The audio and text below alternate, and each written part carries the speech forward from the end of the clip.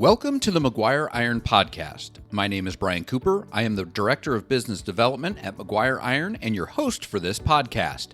At McGuire Iron, we've been helping to store and protect quality water for over 100 years. On this episode, our guest is Shelley Roberts, the CEO of the Idaho Rural Water Association. After more than 20 years of working as a certified public accountant in the Treasure Valley, Shelley accepted the responsibility of Chief Executive Officer for a nonprofit, Idaho Rural Water Association. Her responsibilities include administration of several water and wastewater related grants and contracts, whose purpose is to provide technical assistance and training to water and wastewater systems in Idaho.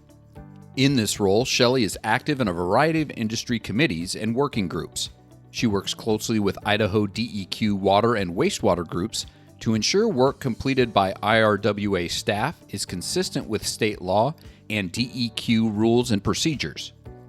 Shelley also works on state and federal legislative issues affecting the industry and is a member of several committees for the National Rural Water Association. She works closely with the Idaho congressional delegation to educate our representatives about the key water and wastewater needs in the state to secure funding for continued assistance for Idaho communities. All right, Shelley Roberts, thank you for joining us today on the McGuire Iron Podcast. Thank you. Happy to be here. So let's start with, for those who don't know anything about Idaho and the Rural Water Association, who is the Idaho Rural Water Association and why were you founded? When did that happen? Give us the backstory of the organization. So Idaho Rural Water Association is a 501c3 nonprofit corporation. We were incorporated in 1987 to provide technical assistance and training to nonprofit rural water systems with a population under 10,000. And we have stayed pretty true to that original filing, tweaked it just a little bit here and there, but we're excited that we're celebrating our 35th anniversary this year. That's great. Talk a little bit about that. I mean, 35 years as an association. What changes has the organization seen? You said you've stayed pretty close to that original charter, but what does it look like over the years? Well, as our communities have grown, so has the needs that our membership has expressed in needing our help with. So we do still primarily serve populations under 10,000, but we've also expanded a lot of our training and legislative networking to communities over 10,000. So initially, only board members had to represent a community under 10,000. We do now have one board seat available to be represented by a community over 10,000.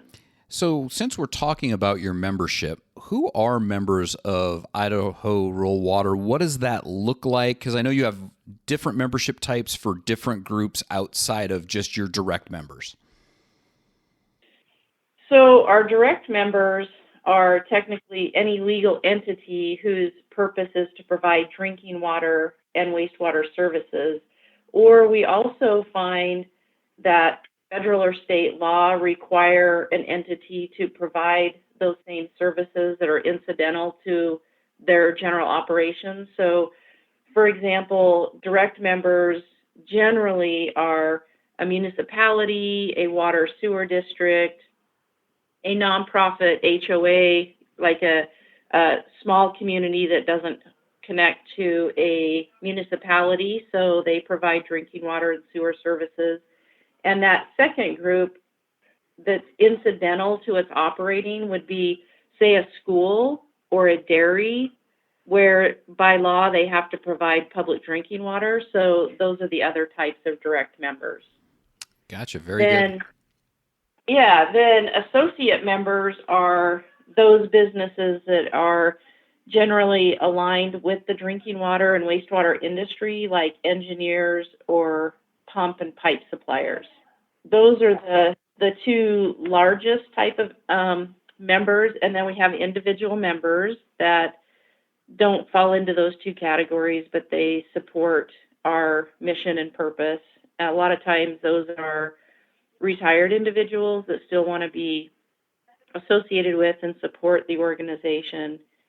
And then we have the support members, which is basically anyone else that doesn't fit a category, or they don't necessarily want all of the direct member benefits. So some of those larger communities over 10,000 support rural water, support the state, but they don't necessarily want all of the direct member benefits. For example, they still will get training discounts, but they're not eligible for scholarships or to serve on the board of directors. Gotcha. So now that we've, understand a little bit more about your membership types, what are all of the benefits that Idaho Rural Water provide to its members? I mean, you touched on it a little bit when we first started the conversation, but let's dig in a little bit in some of the areas that you provide services and assistance for your members. Well, there are quite a lot of benefits, probably more than we would want to Right. talk about in discussion. Yeah. Yeah, we'll let you just hit the high ones. They're the really important ones. How's that? Yeah, I will do that. And so some of the member benefits that I feel are most important to our members out there are the legislative representation, the technical resources, and the legal counsel. And oftentimes, entities don't necessarily understand the importance of the legislative representation. There's a lot of that goes on behind the scenes, but I believe it's by far one of the most important. And Idaho Rural Water does a good job of representing legislative needs on the local level. National Rural Water provides that representation on the national level. So there's a lot going on all the time in terms of legislative. In terms of what we're doing here locally, we have attendance at many decision-making related meetings, like the DEQ board meetings, the Idaho Drinking Water Advisory Committee, the Idaho Water Utility Council, the Underground Utility Board meetings. There's just a lot of those. Oh, another one that many of our members are familiar with is the Operator Licensure Group, now referred to as DOPL, which is Division of Professional Licensing. So we listen to hear what the potential rule changes are and things coming down the pike, and then advocate for our members to provide the best resources and limit unnecessary regulation.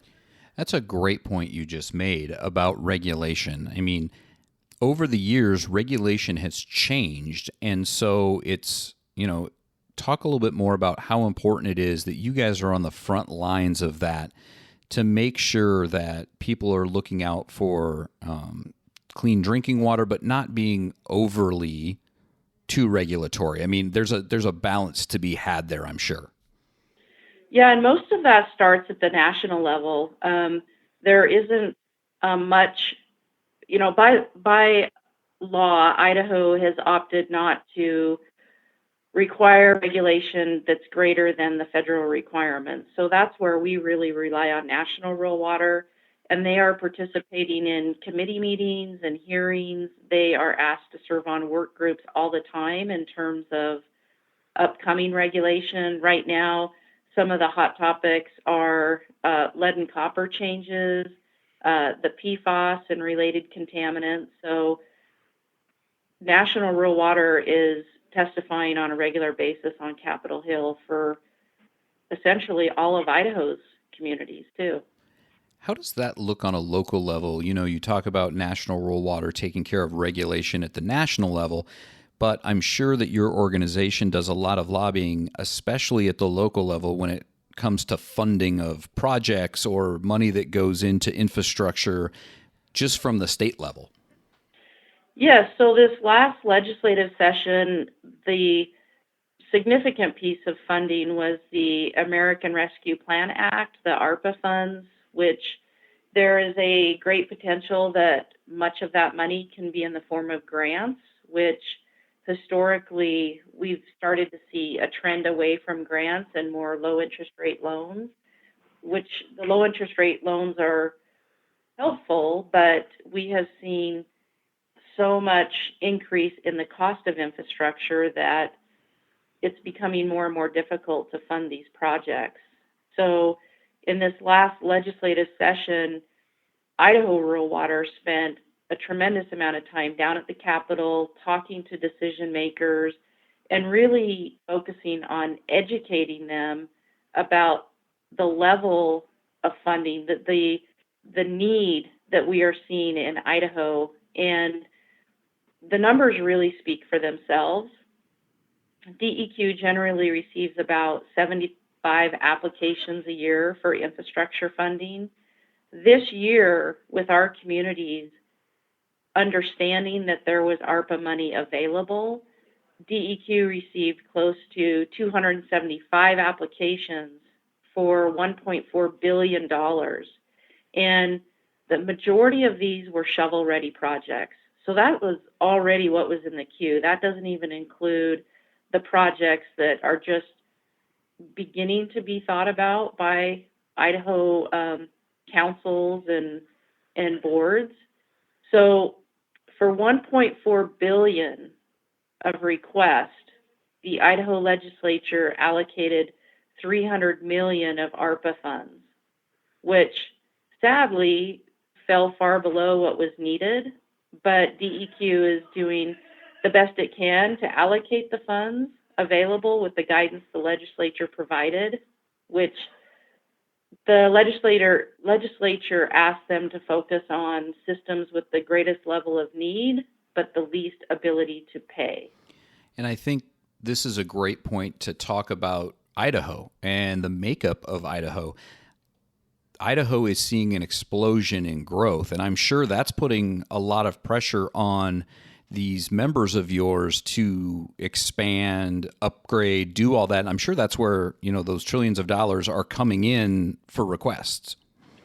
Yes, and I think this last session where we saw the requests come in far in excess of what was available for funding will, I guess in one respect, it did draw attention to the need in our state where previously water and sewer wasn't really even a topic at the legislature. So we will continue to advocate for increased state investment in water and sewer infrastructure, because at the end of the day, water and sewer infrastructure is what helps support our economic prosperity. People are coming to Idaho because it is a wonderful place to live, and there are a lot of opportunities to be successful and enjoy the environmental benefits that we have in our state. But without a strong and sustainable infrastructure, none of that is going to be available to people. I think that's a great point, and it's great that you guys are doing that lobbying, and like you said, it's education, because people don't think about when they turn on the faucet where that comes from, or when they take a shower where that wastewater goes, until it's a problem and they don't have it. Yeah, and I think in our industry, perhaps that's one of our greatest disservices, is that we have done such a phenomenal job of providing our services, but have done it very quietly behind the scenes, and need to become a better advocate for the work that we're doing every day. So we've talked a little bit about that legislative lobbying piece that your group is doing. Let's talk about some of that technical, managerial, financial part of it. Like, what does that technical training look like for operators on the wastewater and the water side in Idaho? What are you guys doing there? Well, one thing that I do want to clarify, there's a common misunderstanding that you have to be a member of Idaho Rural Water to benefit from that technical assistance. And that is not the case. So I want to make sure that every community in Idaho that is a nonprofit eligible for rural development funding knows that they have access to our technical assistance. And what that looks like in the form of our circuit riders and our wastewater technicians is we are there to help provide whatever service the system needs. And it's really broad because the needs are broad.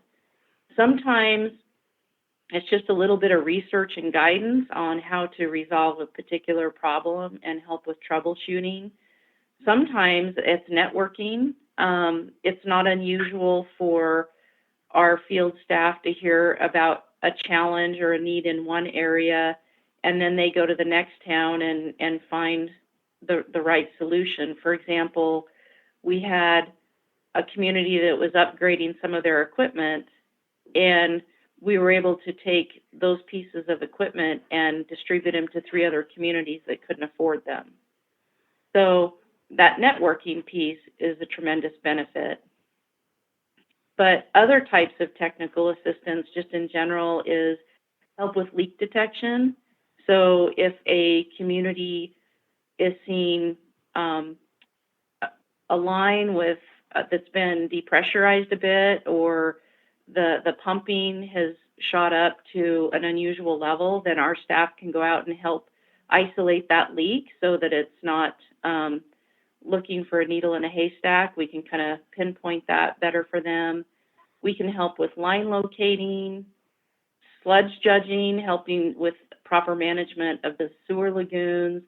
And sometimes it's as simple as assisting with confined space entry. It's not unusual for our most rural communities to have just one person. And when that one person needs to go down into a manhole or into a ditch, sometimes it's just being that extra person there to help with the safety side of the industry. And I think these are all amazing things that your team does. And I think you were right earlier when you said these are the things that you and your team do in the background that nobody notices, but are vital to providing these services to people across the state of Idaho. Yes, and keeping people safe. I can't overemphasize the importance of things like the confined space entry. We've lost too many operators trying to do it themselves, so just having that helping hand also helps tremendously. Let's talk a little bit about training. So you provide all this in the field training, but what are the things you're doing for operators to stay certified? Because a lot of people don't realize that water and wastewater operators have to have CEUs, and so many of them, to keep their license to keep providing these services to these communities. Yeah, so probably first and foremost, one of the most important trainings we provide is to help people pass the exams. So we provide the certification review classes to kind of help them give those updates and refreshers before they head in to take the exam.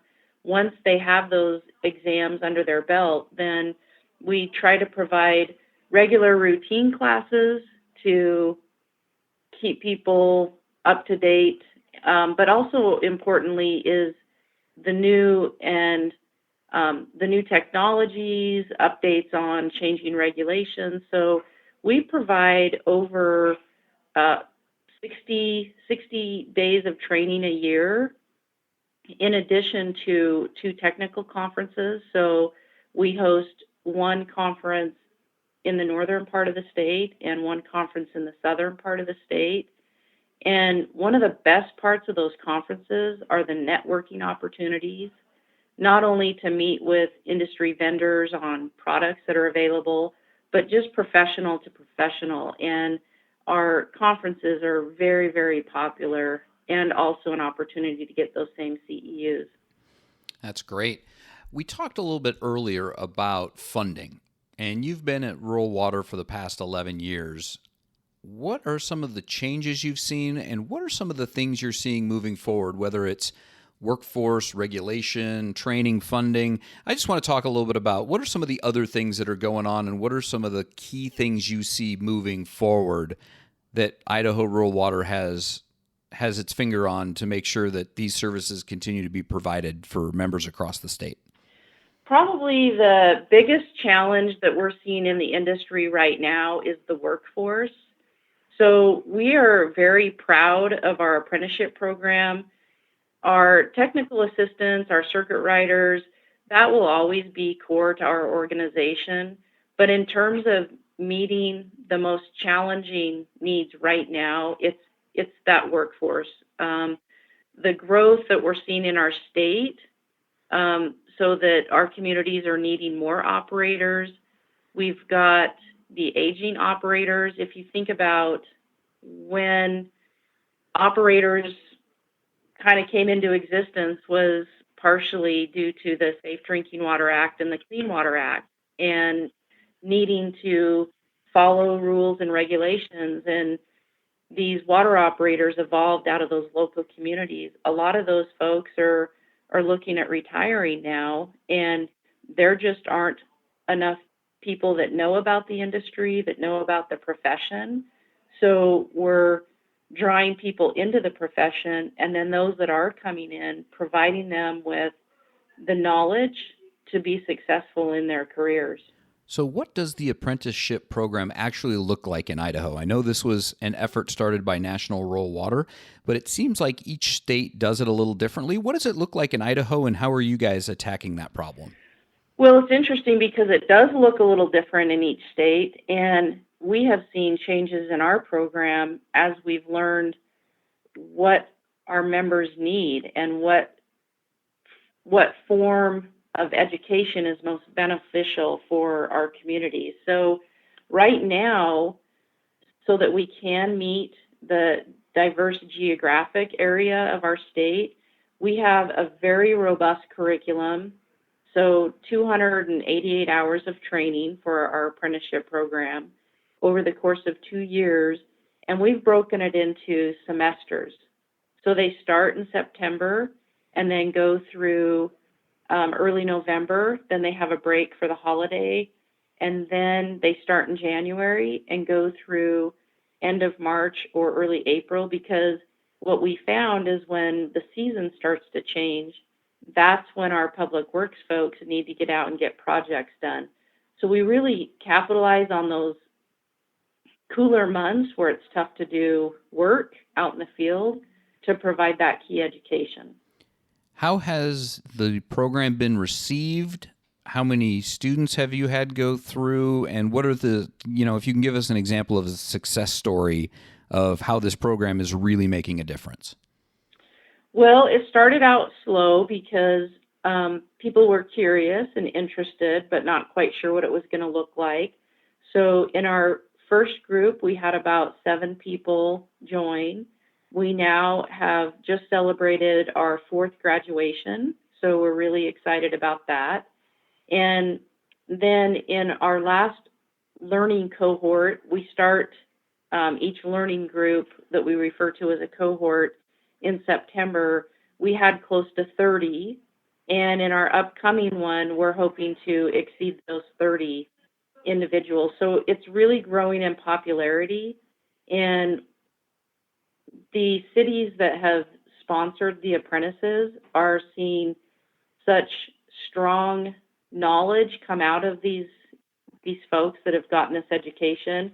They're passing exams at a very high rate. They are showing more confidence. That some cities have said, we're just going to put all of our new staff right into this apprenticeship program because they're seeing such strong success come out of the apprentices that have gone through the program and are going through the program.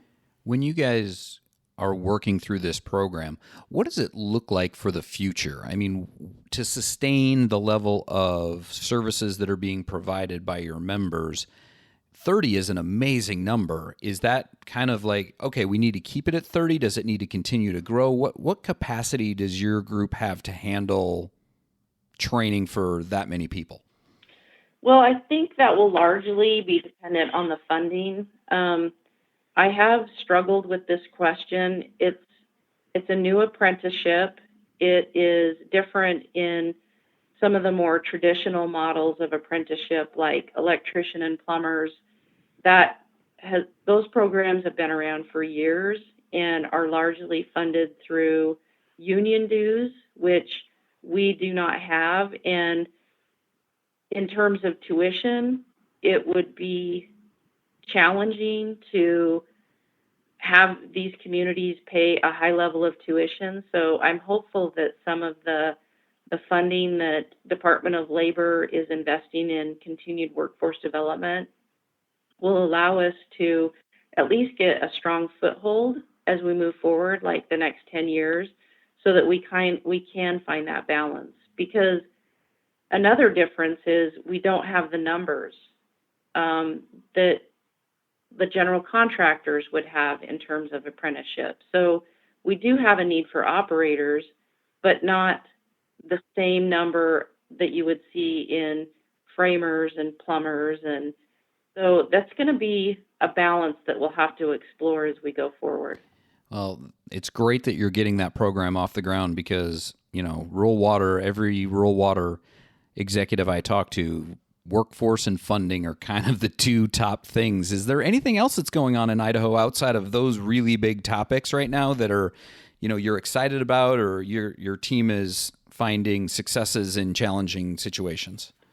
I'm really excited about seeing how technical assistance shifts as the needs in the state shift. For example, with the lead inventory requirements in terms of the lead and copper rule revisions, I'm hopeful that we can provide help with asset management in terms of providing assistance in mapping of systems, and then learning how to identify and explore what the makeup of the pipe is. So I'm just excited to see where the industry grows as life continues to evolve. We've talked a lot about the growth in Idaho, and it just seems like things continue to change, which presents a challenge, but it also presents opportunity. How has your staff been nimble through this? I mean, we've gone through a pandemic now, and now you're seeing a huge influx of new residents in Idaho. I mean, that's a lot to go through in the last 3 years. How has this challenged your staff, or how have you guys looked at the world differently to address these challenges and get through them in a positive way? The challenge has varied depending on the type of staff. You've got the field staff that continue to provide that technical assistance, and they've seen changes in the people that they're serving. So the people change, but the position and the need may not change. We certainly are seeing more requests than we ever have before. The need continues to increase in demand. And in terms of changes that's most obvious to me, especially in how we reacted to the pandemic, has been in how we deliver our training. So similar to many training organizations during the pandemic, we quickly learned how to provide virtual training. And fortunately, most of the people on the other end were patient with that process, but we got pretty good at it. And now we're providing more training in a number of different ways than we ever have before. So we have those folks that say, in-person training is the way for me. That's the only way I want to receive training. So we're providing that just the way that we had in the past. We're also continuing to provide virtual training because surprisingly, we had about 50-50. 50% of our members said, we really like in-person training. Please bring it back as soon as possible, which we did. And then we have the others that said, hey, this works great for me because I don't have to take a day to travel and sit in class, and it's a lot more cost effective for the community. But the other thing that I'm really excited about is our blended learning. So we're able to take both those that want to experience the in-person classroom training, but then also invite in virtual attendees. And we have the technology so that we can seamlessly integrate those physically in attendance with those attending remotely. So it's really exciting to see the type of training evolve and to reach more people than we've ever been able to reach before. No, I think that's great that your team has been flexible and, are finding solutions that work for your members. Is there anything else, Shelley, that you want to talk about, or anything exciting going on at Idaho Rural Water before we let you go? Yeah, one of the things that I really wanted to highlight that I'm really proud of in terms of flexibility and meeting member needs is as part of that virtual training that we were rather catapulted into during the pandemic. We evolved with a new concept that we call Webinar Wednesdays. So during the pandemic, when no one could really get out and travel safely, we offered 1 hour training during the lunch hour that was free to our members. And it has been very popular, so much so that now that we're moving out of the pandemic, we're still offering that once a month.